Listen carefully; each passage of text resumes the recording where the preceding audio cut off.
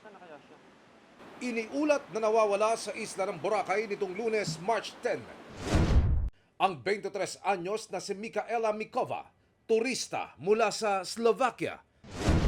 Pero kahapon, natagpuan ang kanyang katawan sa isang abandonadong simbahan sa Zone 3, Sitio Pinaungon, Barangay Balapag sa Boracay. Talagang luma na simbahan na sira-sira na po. Hindi po siya mapupuntahan talaga kung hindi mo sasadyain, talagang masukal po siya. It is a place na hindi po pinupuntahan ng mga taga Boracay usually. Wala pang resulta ang forensic investigation kaya hindi pa matukoy ang sanhi ng kanyang pagkamatay. Natagpuang walang pang-ibabang saplot ang biktima at ayon sa pulisya, nakitaan ang biktima ng mga saksak sa iba't ibang bahagi ng katawan. Nag-iisa umano siyang dumating sa Boracay nitong March 1.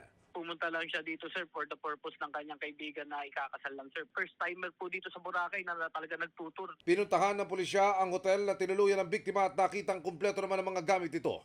Posibleng umanong may tinagpo ang biktima sa kapilya. Posibleng sa isla nakilala ng biktima ang mga suspect na subject ng manhunt operation.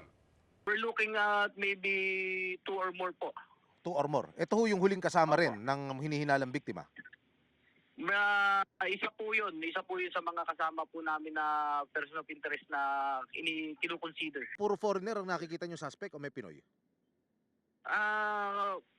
May Pinoy, sir, tas may foreigner po. So, talagang hinahanap po namin yung mga individual sa may point of contact po siya. Opo. Yung talaga nagkaroon po siya ng interaction. I really cannot divulge pa po because I believe that the perpetrator is still in this island.